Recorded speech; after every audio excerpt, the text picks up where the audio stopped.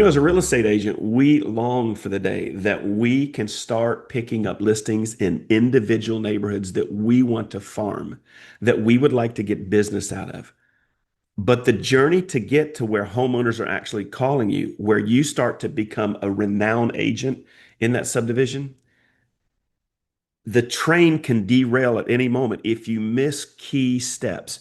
So today in this training, we're going to go over the 5 things you must do if you truly want to dominate. Now, I would highly recommend starting in your neighborhood. There is nothing more frustrating than on a Saturday morning, you have a family that you're going to go show homes to in your city, right?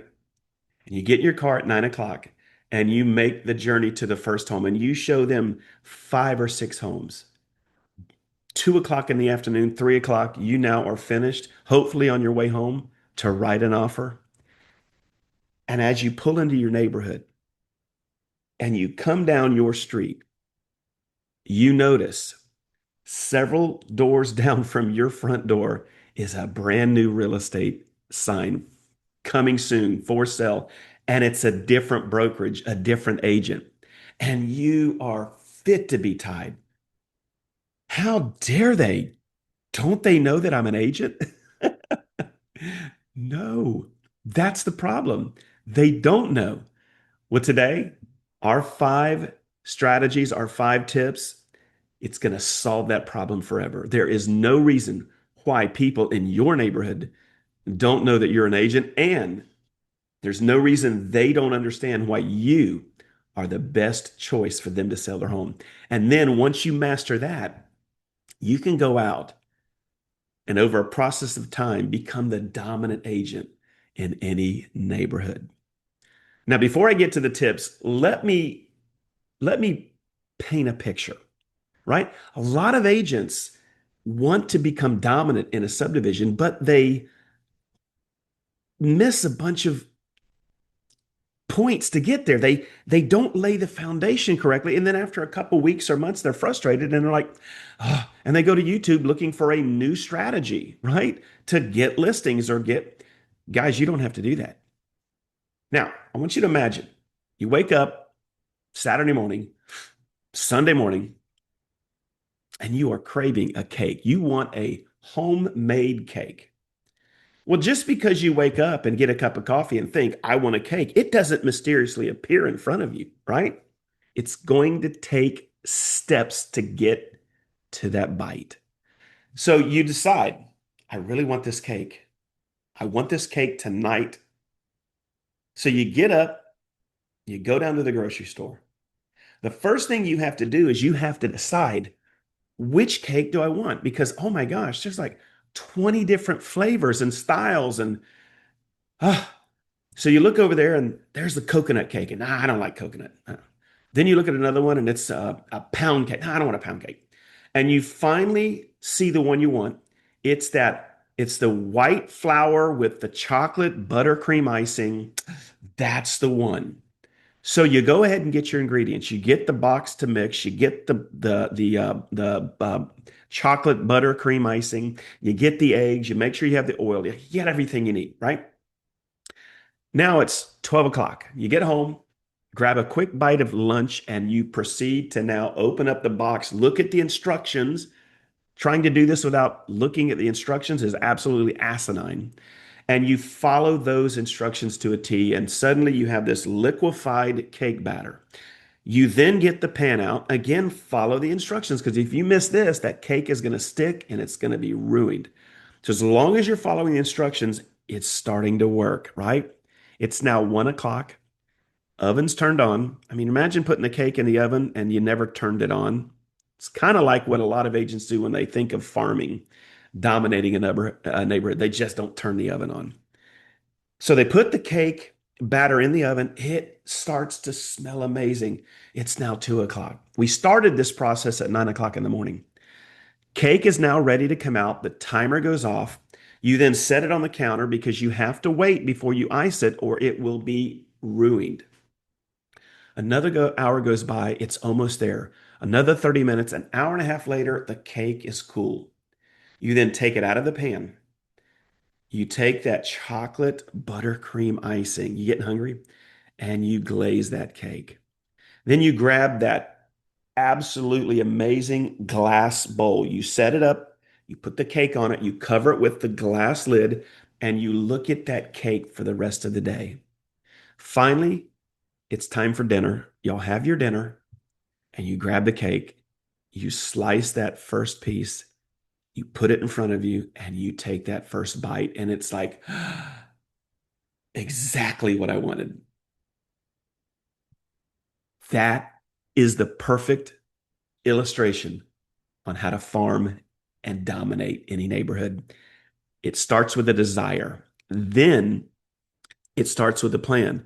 Actually, I'm sorry. It starts with a desire. Then it starts with getting up off your butt and going to the store and then following a plan and then making sure when you get home that you execute with a specific plan. And if you miss steps along the way, your results are going to be skewed and the end result will be lackluster at best.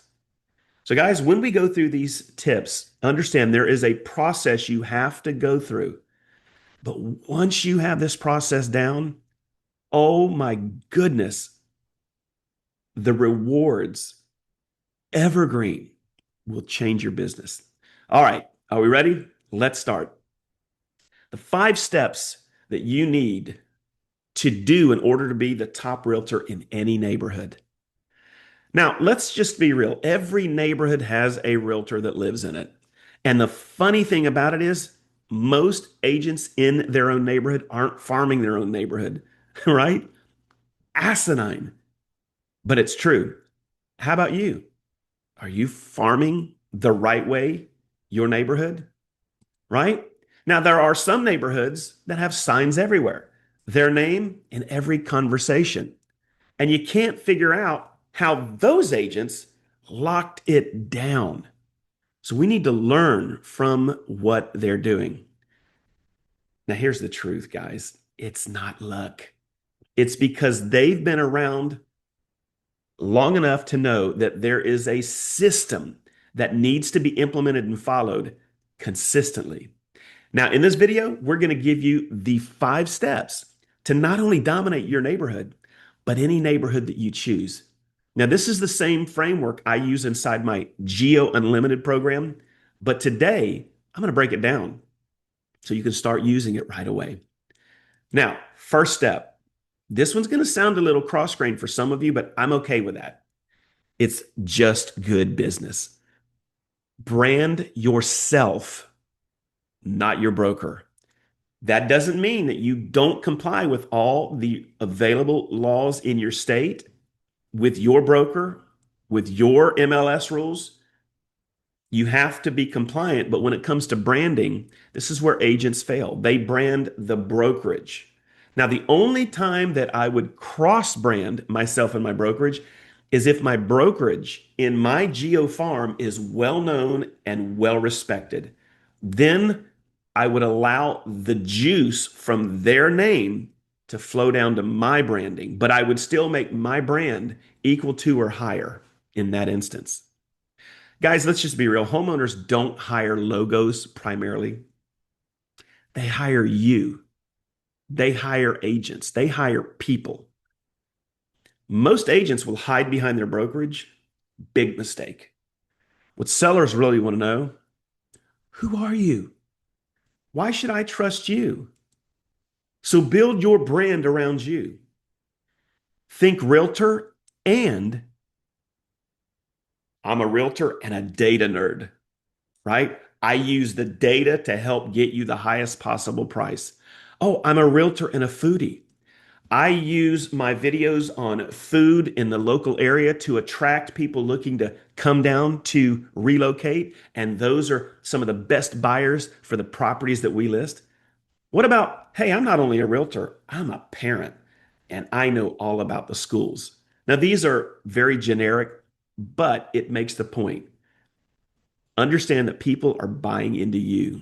They're not just buying your realtor moniker. They want to know what makes you special and why can you get that job done. That and what makes you different. That's what makes you stick in people's heads. And going to make you the obvious choice. So brand yourself, guys. Years ago, I came up with my brand. When I first did it, I didn't like it. I thought it was cheesy. It's called the Real Estate Ninja, right? I mean, I don't look like a ninja. I was skinnier back then. I mean, my grandbabies today call me the Kung Fu Panda, right?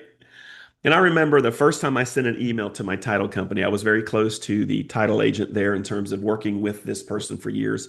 And they looked at my email signature, and when I went to the office, she called me back and said, "What is this?" And I was cringing like, "Oh Lord, I chose wrong. She's going to absolutely embarrass me and humiliate me." And she said, "Kelly, when I read that, it was the greatest thing I've seen all day." She says, "Who told you to use this? It's amazing." And she went on and on. And it validated the fact that I think I branded right. I wanted to become known as the real estate ninja because I wanted the clients, the future leads to understand I'm going to fight for them. And I built a brand around it. So make sure you brand yourself, you find out what makes you unique, and you absolutely hyper locate yourself in that brand. All right, guys, let's now jump into number two. This one, you get it wrong, you're going to waste money. Simple. Pick the right neighborhood. Once you set your brand and you're ready to go, you've got to plant it in the right soil. Not every neighborhood, I'm sorry, is worth farming. Let me give you one for instance. Most of us have neighborhoods that are brand new construction. They're still building houses in that neighborhood. That is not where I want to go and farm because every listing I take, I'm still going to compete and fight with the builder, right? And I just don't want to do that. Not that that's not something that, I would take a listing in there, but it's going to be a uphill battle trying to get somebody to buy my home when the builder's offering 4.99% or lower interest and they're offering closing fees paid. That's a hard one to compete with. Okay? So you want to make sure that you are farming the right neighborhoods. There are neighborhoods in your farm that have a very low turnover. So what's the magic number? Look for neighborhoods that have at least a 5% turnover. Now, what does that mean? In a neighborhood that has, let's say, 500 homes, you want at least 25 homes that sell each year that are either active, actually not active, that are pending or closed in a 12-month cycle. And then if there's at least 5% of whatever number of homes are in that neighborhood, that is a neighborhood you need to farm. And I'm not even concerned if there's an agent. I even go and look at how many homes are sold and what agent sold it. I'm not as concerned about an agent that's selling more than their fair share because that is somebody who becomes competition. And all I need to do is out offer, out hustle that agent, and I'll start getting my market share. Now, that's activity, guys. 5%. 5% is activity, it's momentum. That's where your marketing pays off. Pull the data from your MLS, run the numbers, and don't waste time on areas where only one or two homes or 2 to 3% of homes sell in that geographical farm a year. That's a dead farm. That's a farm that's you're going to spend the same amount of money on for a lot less results. Go where the homes are moving, guys. That is tactical. All right, let's get into number three, step three. And this one is if you follow me on this channel, you know that I am absolutely rabid when it comes to direct mail. And I've strived to be able to put teachings on this channel. You can go and find it where we don't practice just any direct mail. It's postcards and letters on purpose.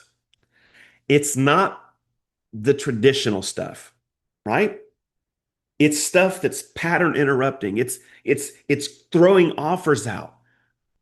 It's validating why they need to pick you because you're going to not only bottom line help them make more money, but you're going to do it in a faster way.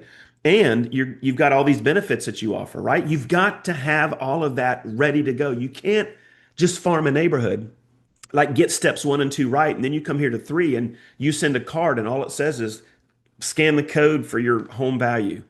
They can get that at Zillow, right? Now, I know direct mail works, but boring postcards, trash. And I'll make this bold assessment, this statement. I've said this on other videos. Most of you will go and look online for real estate postcards, specifically cards to farms for sellers, and you just fall in love with those cards. Yeah, Acme Postcard Company, buy our cards, get a bunch of them for free, get this, get that, blah, blah. And you look at the designs, you go, oh, that's amazing.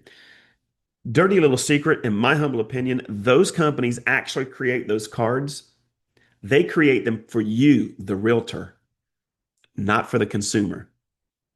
What we do, what we teach, and what we provide are actual pattern interrupt cards, cards that are built for the consumer, not for the agent.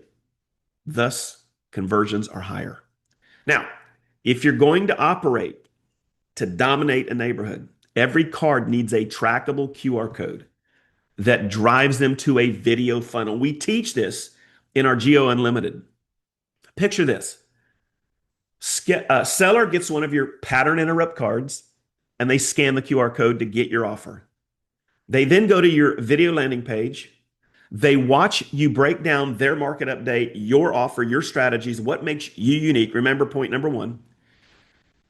And they also watch you explain how long homes are taking to sell in their neighborhood or what buyers are actually paying for homes. That's not fluff, that's authority. Combine that authority with your offer and you win. And here's the key, you're not mailing to everyone. That's expensive. That's dumb. That's the old way. Now, let me clarify. We're only going to mail to the highest intent sellers, people most likely to sell in the next 12 months. So if I have a neighborhood of 500 people, our Geo Unlimited teaches agents how to find the top 30 to 70 in that neighborhood that have the highest probability of selling in the next 12 months. Now, let's say I average 50 per neighborhood. Now I'm only having to spend 25 to $30 every other month in postage instead of 300 a month. Because remember, typically in this neighborhood, 5% sell every year. Why would I spend postage upwards of 60 and 70 cents on people that aren't selling for years? So what our system does is it has you, instead of sending out 500 postcards, it's got you sending out 50. You save money, your marketing hits harder, it's smarter, it's efficient, it's effective, and that is how you dominate without burning your budget. Now, in our Geo Unlimited, we also teach you how to get the email addresses for the entire farm. You're not leaving the other people out because there will be some in that year that have an emergency. Maybe their company is relocating them quickly, a divorce, a death, and they're not in the algorithm of most predictive seller that year. So your email newsletters once a month to that neighborhood are going to absolutely capture the lion's share of people outside of the most predictive algorithm. And again, we teach this in our Geo Unlimited. It is absolutely critical, guys, that you control your budget. All right, let's go to step number 4. Hope this is making sense. Run targeted, offer rich campaigns. Can I just be blunt? We've talked about this before. Most agents send garbage. They proclaim, I'm your neighborhood expert. Nobody cares because they don't know you. How are you now my expert? I've never heard of you, right? You know what homeowners actually care about? How much money could I make if I sell my home? How long is it going to take to sell my home? Is there anything I need to fix before I sell my home? Those 3 things, if answered correctly and then layered like a cake with offers, you win 98% of the time. So you've got to be able to understand that your campaigns have to be target rich with offers and validated by having great information. Sellers don't want you to tell them, they want you to show them. And if you put all of that into your marketing, guys, you win. Now, answer questions that a seller could pose. When your offers go out, offer them things like a free net sheet. Hey, if you were to sell your home this year, would you like to know what you would walk away at the closing table after paying all your fees? Scan the QR code to see how to get a free one, right? Scan the QR code if you want to see 5 upgrades under $1,000 you can do to your home prior to putting on the market, which will help you actually sell it for a much higher price. Hey, neighborhood, next month on this date, I'm hosting a seller workshop. It's a 1 hour long live Zoom where I'm going to break down everything you need to do before listing your home that will help you not only sell it quicker, beat out your competition, but actually give you more equity back. Scan the QR code, get registered. This is a free event, right? Start putting together offers that make sense. Now, when your postcards arrive, answer those questions. This helps you stop being just another agent. You now become the trusted problem solver. And guess who they call when it's time to sell, guys? The ones who already gave the real answer, not the BS. I'm working with a lot of buyers. Scan this code for your home value. They can go to Zillow for that, right? Now, having said all of that, point number 5, in my opinion, is probably one of the strongest ways to get what we call evergreen listings. These are listings that are going to come to you off of what you do on this next step for years. And I'm going to back it up with a story. There's a neighborhood that I did a couple videos on my YouTube channel. And I was in a Target one day, 8 o'clock at night. And a gentleman who had his daughter up on his shoulder came walking briskly to me. And when he got about 15 feet away, he started pointing at me and said, "Hey, you're the ninja." Long story short, he wanted to let me know that he'd been following me on YouTube and that he actually loved the videos I did about his home, his neighborhood. He mentioned his neighborhood, and I knew the videos he was talking about. And he said that he wished that he would have met me because he bought directly from the builder, and he wished that he would have met me now knowing what he knows about having somebody represent his interest. That's happened more than once. So step number 5, first of all, if you haven't, build a YouTube playlist, build a YouTube channel for your city, moving to, living in. And if you want to know how to do all of that, we're going to talk about that in a minute, but I train on that every Friday live. It'll be in the description if you want to come to my live YouTube trainings and have access to all of my past videos on demand. I'll tell you how to do it. Just go to the description below and I'll put my live training events. You're welcome to attend any of them. They're free events for you guys, right? So build your YouTube channel, and in that channel, create multiple playlists for each individual neighborhood that you want to dominate. I would say start with 3 to 5. That playlist needs to be titled that neighborhood. And then I would put one video in each playlist every other month. That would be 6 videos times 5 playlists. That's 30 videos in a year that talk about that particular neighborhood farm. You know what's going to happen? Homeowners are going to be on YouTube searching for their neighborhood just to look at what's going on, and they're going to see you. And now, everything that we just talked about, this adds fuel to the fire. It validates who you are. It makes you to truly be the expert, and it's going to pay off in spades.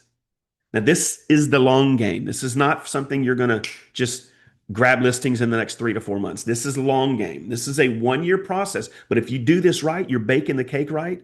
At night, when you go to sit down for dinner, you'll be able to slice that cake like we talked at the beginning and have an amazingly delicious piece of cake. Now, when you do these videos, keep it simple. Top 3 coffee shops near Waterbrook Estates. What's selling in Kingsridge?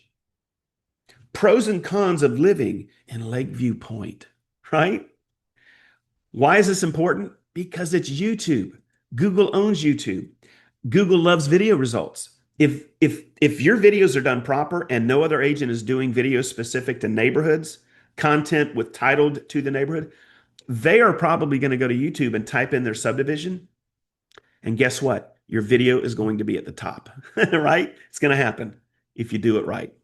See, over time, you're going to build a library. You become the digital mayor of that community. And instead of chasing sellers, oh my goodness, they start to chase you. And if you're thinking, okay, but how do I actually build this out? Like I said a minute ago, I teach it live. Look in the description and join us live every week, 11:30 Eastern on Friday. This is where we host our YouTube training for agents. You just simply go to zoomwithninja.com, but I'll put all of this in the description below. All right, guys, we've come to the end.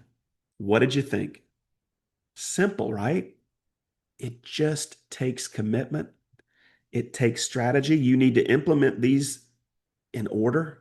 You can't just become like the YouTube dominator and then suddenly you're the direct. I mean, all of this takes time. The great news, we already have a system you can plug into if you like it that will help you do most of this. With our free 4 hour live coaching every week, and then our Geo Unlimited, guys, we can give you everything you need to dominate any neighborhood you want. Look below in the description. Here's what I'm going to do. I'm going to put my webinar that goes over the entire Geo Unlimited program, free postcards, trackable QR codes, Google Street Image views on your direct mail, unlimited landing pages built for you, email campaigns done for you and launched for you, social media videos for your short form video done for you. I could go on and on. I'm not. Go watch it. If you like it, most of you are paying more right now for Starbucks than my Geo Unlimited. So check it out, guys. Even if you don't do that, everything that I just went through, these 5 steps, you literally can do just by doing some research. But guys, this is the way. This is how you dominate any neighborhood. I would start with your neighborhood first and then move out.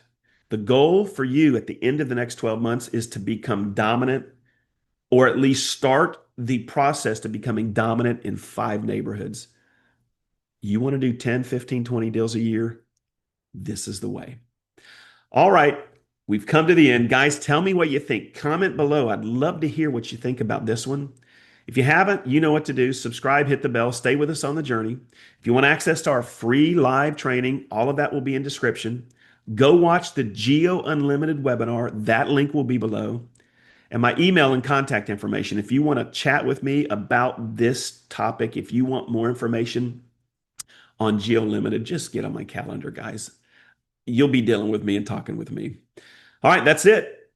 Stay tuned. We got more great content coming. And don't forget, you are 12 months away in your neighborhood from becoming the mayor, the dominant agent in your own subdivision. Why not? Go get it. All right, until we see you on the next video, go get you some closings.